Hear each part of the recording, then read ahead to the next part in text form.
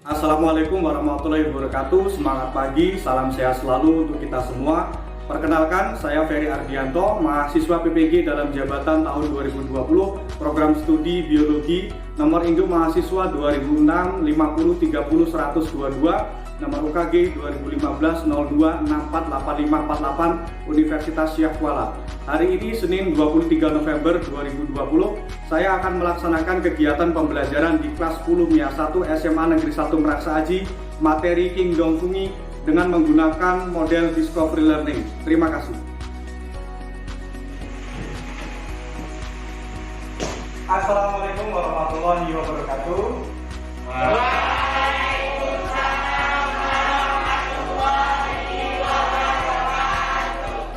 Baiklah, sebelum kita memulai pembelajaran, Bapak minta kepada ketua kelas untuk dapat memimpin doa terlebih dahulu. Silakan. Untuk mengawali kegiatan belajar mengajar pada mata pelajaran biologi, marilah kita berdoa menurut agama kita masing-masing. Berdoa dimulai. Berdoa selesai. Baiklah anakku semuanya, di sini akan Bapak absen terlebih dahulu ya. Jadi bagaimana hari ini? Apakah ada yang tidak berangkat? Hadir semua. Hadir semua ya? Ya. Alhamdulillah. Baiklah anakku sekalian, jika Bapak lihat ini dari wajah-wajahnya ini sudah sangat semangat ya untuk belajar hari ini ya. Jadi sebelum kita memasuki materi baru kita, Bapak ingin tanya terlebih dahulu ya. Ini mengenai materi kemarin. Bahwasanya kemarin kita telah menyelesaikan materi ya. Pertanyaannya adalah kemarin kita membahas tentang apa? Ada yang tahu silakan. Saya. Ya silakan. Dewi. Klasifikasi hewan Pak. Ya benar. Bahwasanya minggu kemarin kita membahas tentang protista mirip hewan. Jadi protista mirip hewan itu memiliki ciri-ciri khas ya. Yang pertama adalah bersifat eukariot. Kemudian berdasarkan alat geraknya ini terbagi menjadi empat. Ada isopoda, kemudian ciliata, flagellata, dan ada sporozoa. Nah, baiklah anak-anakku sekalian. Jadi pada hari ini kita akan memulai dengan materi baru kita, yaitu tentang Kingdom Fungi atau yang dalam kehidupan sehari-hari itu disebut sebagai jamur ya. Jadi ada pun manfaat dari kita mempelajari Kingdom Fungi. Yang pertama ini adalah kita ya mampu membedakan antara jamur yang bermanfaat, yang menguntungkan ya, jamur yang merugikan. Kemudian tujuan dari pembelajaran kita hari ini yang pertama adalah peserta didik ini mampu mengidentifikasi ciri-ciri jamur secara umum. Kemudian peserta didik mampu menganalisis ya cara perkembangbiakan pada jamur. Kemudian membedakan atau membandingkan klasifikasi jamur. Kemudian membedakan ciri-ciri daripada jamur divisi Zygomicota. Lalu menganalisis cara perkembangbiakan divisi Zygomicota dan membandingkan peranan dari jamur divisi Zygomicota. Itulah tujuan dari pembelajaran kita hari ini. Jadi materi yang akan kita selesaikan hari ini yaitu yang pertama adalah tentang ciri-ciri ya. Jadi tentang ciri-ciri umum dari fungi. Lalu ada klasifikasi fungi, kemudian ciri-ciri dari Zygomicota ya. Kemudian cara perkembangbiakan Zygomicota dan peranan Zygomicota dalam kehidupan sehari-hari. Nah, kemudian timbul suatu pertanyaan. Pasti kita semua sering melihat, kita semua pasti tahu ya, bahwasanya setiap kita memakan suatu makanan yang sisa itu pasti akan ada jamurnya ya. Sering ya lihat jika ada roti yang tidak termakan, kemudian roti itu kita buang, pasti roti itu lama-lama akan dihinggapi oleh jamur. Sering lihat ya? Sering lihat kan? Nah, pertanyaannya adalah mengapa roti ini sangat disukai oleh jamur. Kira-kira ada yang tahu? Ingin berpendapat, silakan. Ya, Ahmad, silakan Mas.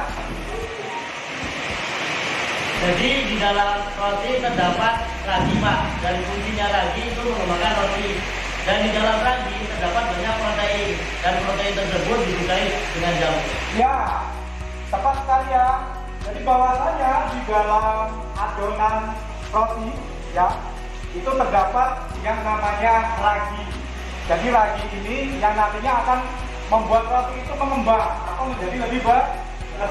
Nah, itulah yang dijadikan sebagai nutrisi oleh jamur untuk dihinggapinya, untuk dijadikan sebagai makanannya agar jamur tersebut dapat hidup dan berkembang di substratnya, yaitu roti tersebut. Betul. Baiklah anak-anak sekalian, ya nanti akan Bapak tampilkan video pembelajaran tentang kunyit.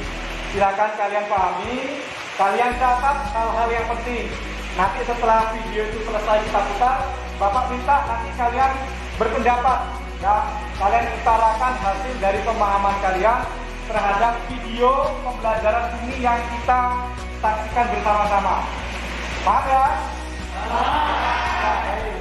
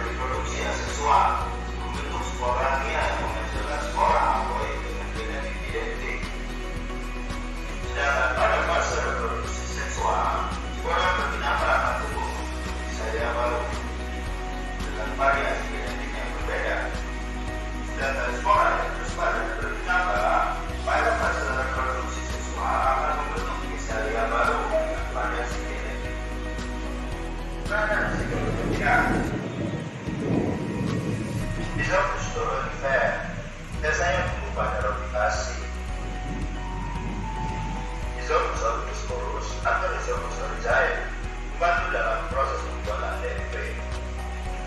Isomus nitrans mampu menghasilkan asam kumaran dasar tumbuh pada tomat. Isomus jedo yang ditemukan pada kotoran ternak. Tujuan alis berperan dalam proses fermentasi susu kedelai. Globulus hidup dalam kotoran hewan yang telah terdekomposisi. Lobelia bassiana untuk dimanfaatkan sebagai pengendali hama alami. Cannabidium anisopliae berperan dalam pengendalian kumbang Colorado.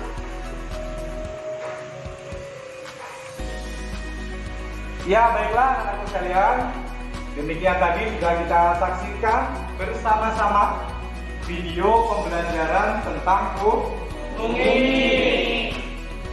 Di sini Bapak ingin tahu kira-kira pendapat kalian tentang video pembelajaran tersebut apa? Silakan siapa yang ingin berpendapat? Saya. Ya, awal enggak? Jadi berdasarkan penjelasan tadi, ciri-ciri fungi itu terdiri dari eukariotik dan bersifat heterotrof. Ya, benar sekali. Jadi ciri-ciri dari fungi itu yang pertama adalah bersifat eukariotik. Jadi struktur tubuhnya itu telah dilapisi oleh membran inti, kemudian heterotrof, tidak memiliki klorofil sehingga tidak mampu menghasilkan makanan sendiri. Ada lagi yang ingin berpendapat, silakan. Sama. Fajar, silakan. Berdasarkan reproduksinya Pak, fungi terbagi menjadi 4, yaitu Ascomycota, Zygomycota, Basidiomycota, dan Deuteromycota. Ya, benar sekali anak-anak sekalian, bahwasanya berdasarkan reproduksinya terbagi menjadi 4. Baiklah, ada lagi yang ingin berpendapat, silakan. Rafi, silakan. Berdasarkan habitatnya Pak, berada di tempat kayu laku, daratan, perairan, dan di tempat yang lembab. Ya, benar sekali anak-anak sekalian, bahwasanya habitat dari jamur itu ada di tempat yang bersifat lembab, kemudian ada di perairan ya, di pinggir sungai ya, kemudian di pinggir kolam, lalu ada di organisme juga bisa, di organisme makhluk hidup yang lain itu juga bisa sebagai tempat habitatnya. Lalu yang lain ini ada di daerah atau di tempat pohon-pohon yang sudah mati atau pohon-pohon yang bersifat lalu untuk diambil nutrisinya. Itu tadi habitat dari fungi. Baiklah, anak-anak sekalian, tadi kita sudah membahas bersama-sama terkait video pembelajaran fungi ya.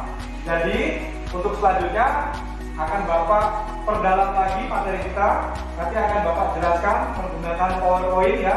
Silakan disimak. Jika ada hal-hal yang penting, silakan dicatat, silakan diringkas. Nanti kita akan tanya jawab kembali. Paham ya? Baiklah, saudara sekalian, bahwasanya kita sudah memasuki materi baru.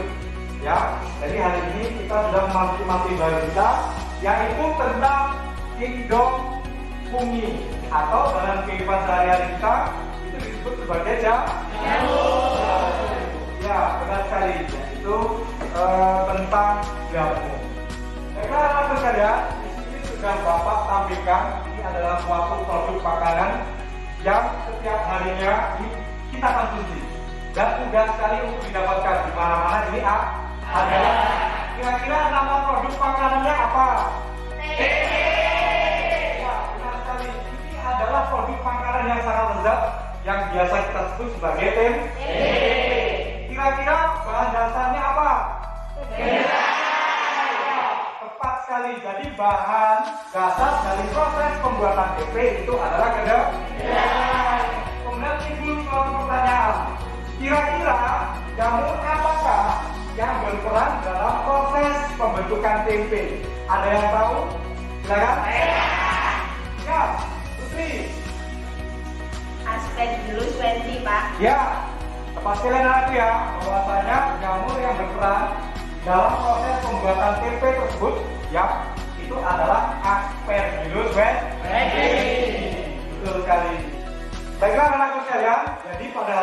kita, ya materi awalnya adalah tentang ciri-ciri umum dari fungi. Kita dari luar terlebih dahulu, ya. Bahwasanya pada bibit sel fungi ini sudah tersusun atas zat kitin, kemudian memiliki membran inti atau yang biasa disebut sebagai eukariot, dan kromosom ini sudah mengandung DNA. Lalu yang kedua, di sini fungi sudah tersusun atas benang atau yang biasa disebut sebagai hifa. Nah, kumpulan-kumpulan dari hifa atau benang-benang ini itu disebut sebagai miselium yang berguna sebagai apa? Tempat atau substrat, ya, untuk menyerap suatu makanan. Kemudian struktur tubuhnya. Nah, untuk berikutnya ini tadi sudah kita bicarakan di awal ketika kita nonton video, ya, adalah klasifikasi fungi. Jadi klasifikasi fungi berdasarkan struktur tubuh dan cara reproduksinya itu terbagi menjadi 4. Ya, ada 4. Yang pertama ada zigota. Lalu yang kedua ada ascomycota. Yang ketiga ada basidiomycota. Dan yang keempat adalah eutheriomycota. Jadi keempat ini dibedakan atas struktur tubuhnya dan cara reproduksinya. Kemudian berdasarkan habitatnya, tadi sudah disinggung oleh teman kalian, Rafli, ya, bahwasanya habitat dari fungi itu adalah jamur hidupnya ini pada lingkungan yang beraneka ragam. Jadi ada jamur yang hidupnya di darat, kemudian ada jamur juga yang hidupnya itu di tempat-tempat yang lembab. Kemudian juga ada juga yang hidupnya itu pada sisa-sisa organisme, baik itu di laut maupun di air tawar. Lalu ada juga jamur yang hidupnya pada tempat yang memiliki konsentrasi gula yang tinggi, kemudian pada lingkungan yang asam. Dan juga di sini ada yang khas, ya, dari jamur, bahwasanya jamur ini mampu bersimbiosis, ya, mampu bersimbiosis dengan alge atau dengan gangga yang biasa kita sebut sebagai apa? Sebagai lichens, ya. Jadi lichens itu adalah simbiosis, ya, atau perkawinan atau persilangan antara jamur dengan gangga. Fungsinya apa sih, Pak? Biasanya lichens itu fungsinya adalah sebagai indikator. Untuk yang berikutnya, ya, adalah divisi zigomycota. Ini adalah pengklasifikasian pertama yang akan kita bahas pada hari ini. Jadi memiliki ciri-ciri khusus, ya, yang membedakan dengan divisi-divisi yang lain. Kita akan bahas itu. Yang pertama adalah sama dengan yang lainnya, bahwasanya divisi zigomycota ini juga hidupnya pada tempat yang lembab, bukan tempat yang lembab. Makanya ketika kita membuang sampah sembarangan, itu pasti dia akan bermunculan di situ. Kemudian yang berikutnya adalah membentuk spora istirahat yang biasa disebut sebagai zigospora. Jadi zigospora ini artinya apa, Pak? Artinya adalah sebagai pelindung dari apa? Dari lingkungan yang ekstrim, dari lingkungan yang tidak bersahabat. Ketika nanti lingkungannya bersahabat kembali, maka zigospora ini akan tumbuh, bisa menghasilkan apa? Jamur yang baru. Lalu yang berikutnya adalah mempunyai hifa bersaham-cabang, kemudian tidak bersekat atau yang biasa disebut sebagai solenositik, kemudian sudah dilapisi oleh zat kitin. Apa sih, Pak, zat kitin? Zat kitin ini adalah zat pelindung yang nantinya jika ada air hujan, ya, itu airnya tidak bisa masuk ke dalam tubuh jamur. Kemudian terdapat tipe hifa. Ada 3 tipe hifa pada zigomycotina. Yang pertama ini ada, kemudian yang berikutnya adalah struktur tubuh. Nah, ini dia. Jadi kalau kita melihat menggunakan mikroskop, ya, itu bentuk tubuhnya seperti ini. Ini adalah contoh dari struktur tubuh pada Rhizopus stolonifer. Jadi Rhizopus stolonifer itu adalah jenis jamur yang habitatnya itu banyak di roti-roti yang sudah basi atau roti yang sudah tidak kita makan kembali. Jadi yang pertama, di sini ada bagian yang paling bawah itu disebut sebagai rizoid ya, atau akar. Kalau pada tumbuhan namanya akar. Lalu ada stolon. Tadi itu stolon sebagai penghubung ya, antara tubuh buah yang satu dengan tubuh buah yang lainnya. Kemudian di sini ada sporangiopor. Nah ini dia. Ini adalah sporangiopor. Kemudian terdapat sporangium. Kemudian di dalamnya ada spora. Nah sporanya ini disebut sebagai apa? Zigos. Ya namanya zigospora. Itu adalah struktur tubuh dari siapa? Dari divisi zigomikota. Kemudian yang berikutnya ini adalah reproduksi pada zigomikota. Jadi untuk reproduksinya di sini ada dua, ada aseksual dan ada seksual. Untuk yang aseksual yang bawah. Jadi reproduksi aseksual itu berawal dari spora yang ada di dalam sporangium. Ketika sudah matang, maka nanti bagian dirinya ini akan pecah, lalu sporanya ini akan jatuh ke habitat yang pas. Ya, agar apa? Agar nantinya spora tersebut akan berkembang kembali menjadi miselium. Setelah menjadi miselium, lalu akan menjadi tubuh buah yang baru. Sangat mudah ya. Makanya jamur yang ada di sekeliling kita itu mudah sekali untuk tumbuh lalu hadir. Lalu yang kedua, ini reproduksinya secara seksual. Secara seksual ini berawal dari dua miselia, ya. Di sini ada jantan dan betina. Kemudian keduanya ini akan mengalami penempelan atau fusi ya, akan membentuk gametania. Kemudian gametania ini berisi inti-inti yang bersifat haploid dari jantan dan betina. Kemudian antara jantan dan betina tersebut ini akan mengalami yang namanya plasmogami atau peleburan plasma. Nanti pada tahap ini akan dihasilkan zigosporangia. Sifatnya adalah haploid. Kemudian jika kondisi tidak menguntungkan, ya,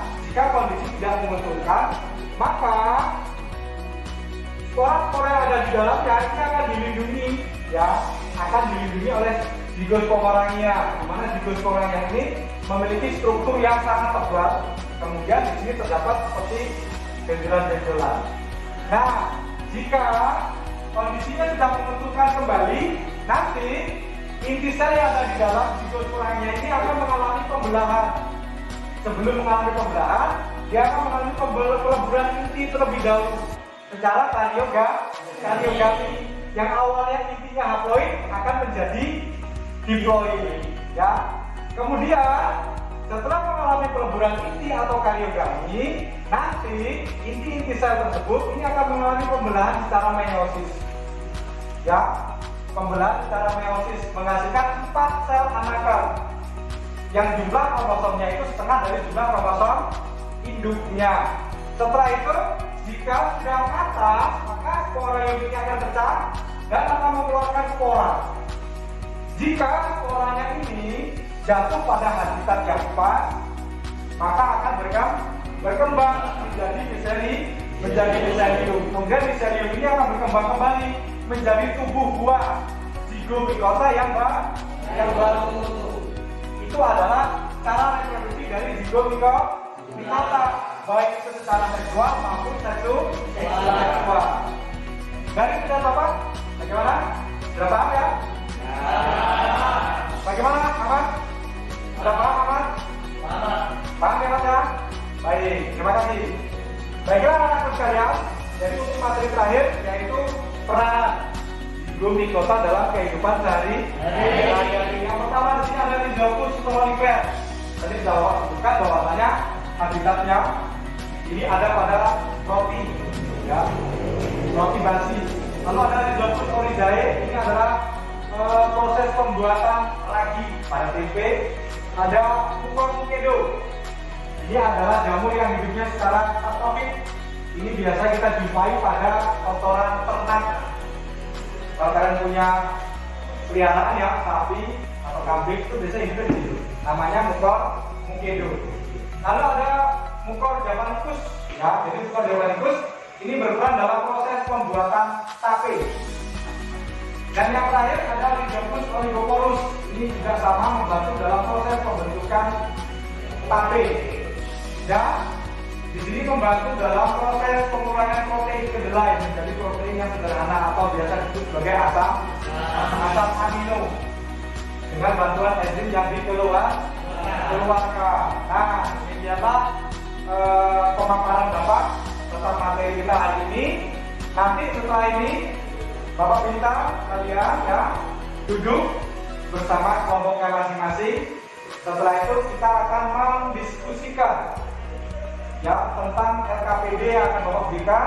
Setelah kita diskusikan, nanti Bapak minta perwakilan kelompoknya ada yang maju presentasi, menjelaskan, dan seperti biasa ada tanya jawab, ada jawab.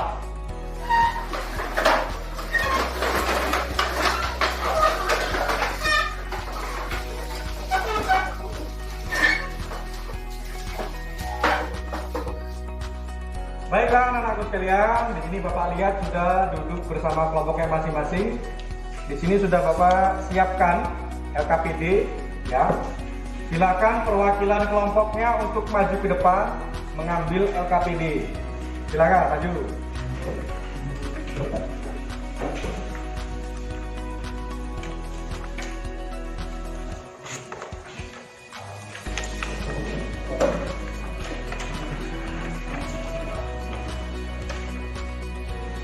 Baiklah anak-anakku sekalian, sudah dapat LKPD-nya semua? Sudah. Nah, jadi untuk penggunaan LKPD ini nanti silakan kalian tulis. Yang pertama adalah nama kelompoknya. Ya, silakan ditulis nama kelompok. Nanti kelompok 1, kelompok 2, kelompok 3, 4, dan kelompok 5. Setelah itu kalian silakan tulis nama. Jadi nama kalian silakan kalian tulis di sini. Kemudian petunjuk selanjutnya silakan kalian baca.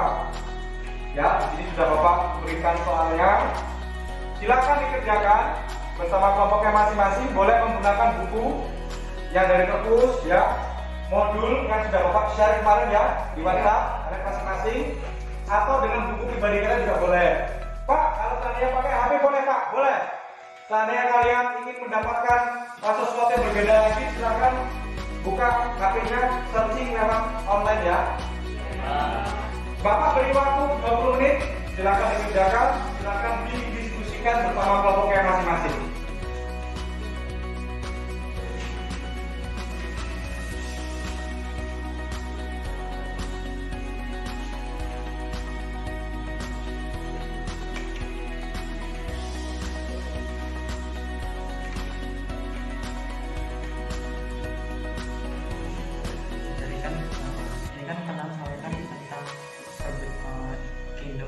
Kenapa bisa disangka ciri-cirinya? Itu tadi itu ciri-cirinya. Kalau setahu tadi sih ciri-cirinya itu eukaryotik sama apa? Terus juga yang tempatnya itu apa? Itu tempat tempatnya ya. Kayak lagu. Tadi masih ciri-ciri. Ya. Terus itu untuk reproduksi itu dibagi tiga, yaitu astomikota, zigomikota, basidiomikota, sama geomikota.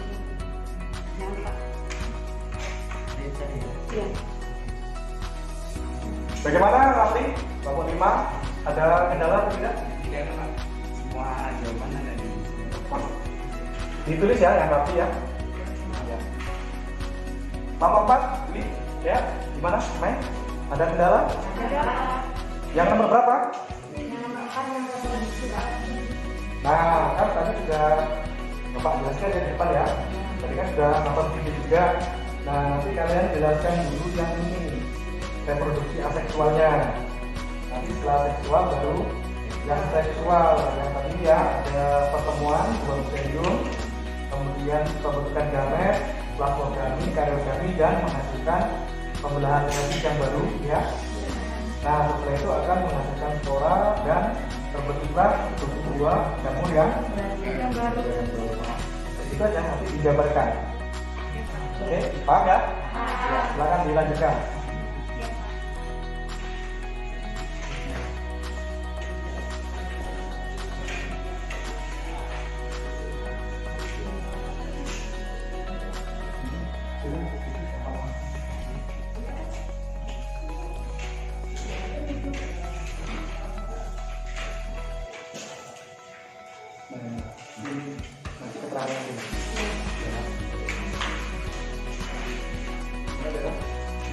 lancar tuh. Ada dari Baiklah anak-anakku semuanya, karena waktunya sudah habis. Di sini Bapak minta perwakilan ya, kelompok. Siapa yang siap untuk maju? Silakan. Saya. Ya, kelompoknya Yoga, kelompok 3. Silakan maju ke depan. Sebelumnya saya awali. Assalamualaikum warahmatullahi wabarakatuh.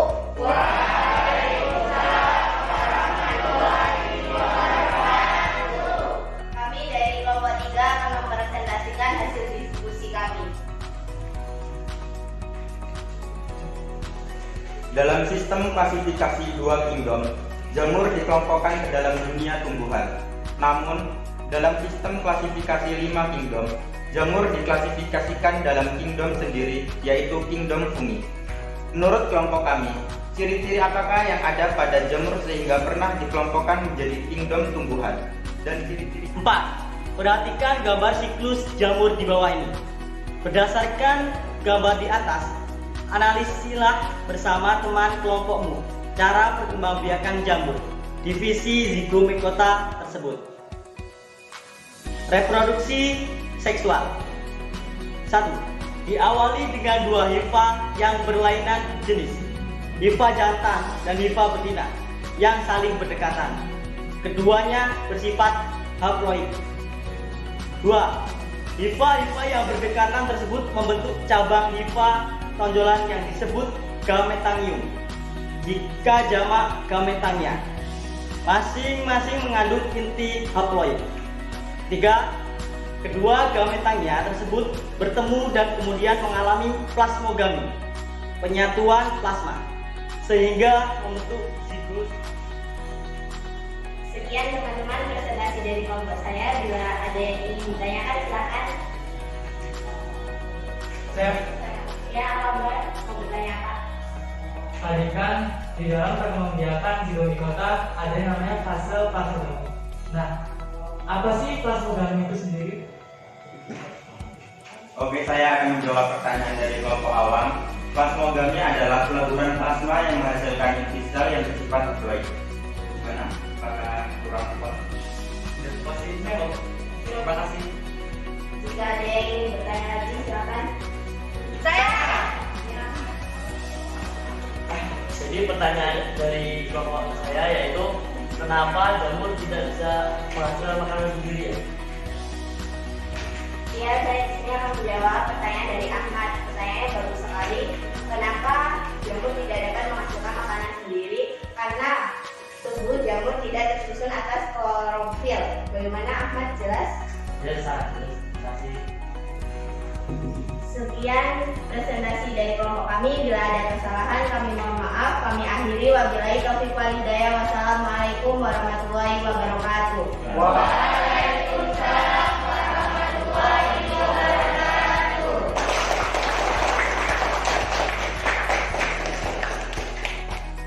Baiklah anak-anakku sekalian, karena kegiatan diskusi kita sudah selesai ya. Tadi sangat bagus sekali kelompok 3 dalam mempresentasikan hasil diskusinya.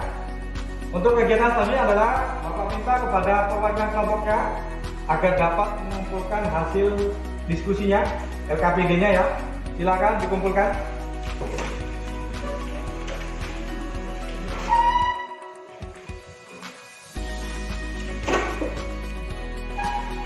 Baiklah anak-anak sekalian, karena kegiatan kita sudah selesai, Bapak minta kepada anak-anakku sekalian untuk dapat menyimpulkan materi kita hari ini. Kira-kira siapa yang berani menyimpulkan? Silakan, siapa? Saya. Ya, apa enggak? Silakan. Jadi kesimpulan yang bisa saya dapatkan dari kingdom fungi yaitu pertama, fungi bersifat eukaryotik, bersifat heterotrof, dan habitatnya di tempat lembab atau di kayu lapuk, daratan, atau bisa juga di perairan. Selanjutnya fungi itu berdasarkan cara produksinya terbagi menjadi 4, yaitu zigomikota, ascomycota, basidiomycota, dan deuteriomycota. Selanjutnya fungi tidak bersifat motil atau bergerak. berkembang biak dengan dua cara. Yang pertama seksual dan seksual. Dalam hal seksual itu menghasilkan fragmentasi, kuncup, dan spora. Selanjutnya yang seksual menghasilkan zoospora, ascospora, dan basiospora. Selanjutnya fungi bersifat sel uniseluler. Dalam sel uniseluler, contohnya yaitu Saccharomyces cerevisiae. Selanjutnya sel atau bersifat yang poliseluler itu contohnya ada Volvaceae atau biasa kita jumpai atau kita itu jamur merah. Selanjutnya contohnya adalah Auricularia polytricha atau jamur kuping. Selanjutnya ada Pleurens sp atau biasa disebut dengan jamur tiram. Kita lihat. Ya baik, terima kasih untuk Awangga ya yang sudah mewakili menyimpulkan terkait materi fungi yang sudah kita pelajari pada kesempatan hari ini. Ya, jadi ada beberapa hal yang sudah disampaikan oleh Awangga. Oke, benar. Sudah bagus ya. Baiklah anak-anak sekalian, silakan kalian sekarang duduk ya seperti awal tadi. Silakan. Baiklah, pada anak-anakku sekalian ya, tadi untuk kegiatan penyimpulan materi sudah disampaikan oleh teman kalian, Awangga. Untuk kegiatan berikutnya adalah Bapak minta kalian nanti diresume kembali ya hasil-hasil apa yang sudah kita dapatkan. Silakan kalian catat kembali di buku catatan kalian, ditulis dengan rapi ya.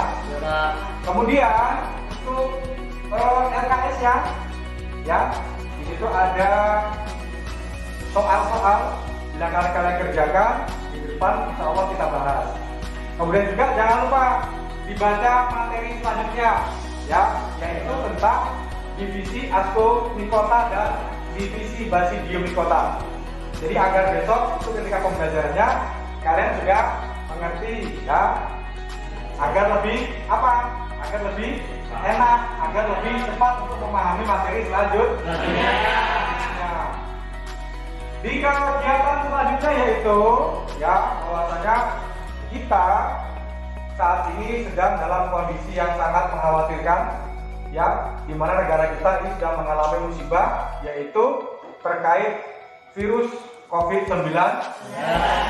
Jadi di sini Bapak anjurkan kita semua tetap mematuhi protokol kesehatan, yaitu dengan cara selalu menggunakan masker, lalu jaga jarak dan cuci tangan menggunakan hand sanitizer atau sabun boleh.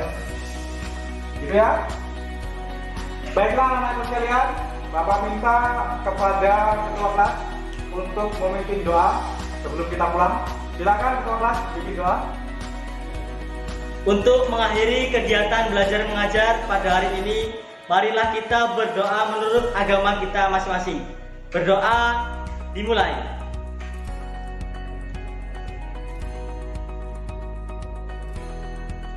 Berdoa selesai. Beri salam. Assalamualaikum warahmatullahi wabarakatuh. Waalaikumsalam warahmatullahi wabarakatuh. Silakan pulang dan hati-hati di jalan.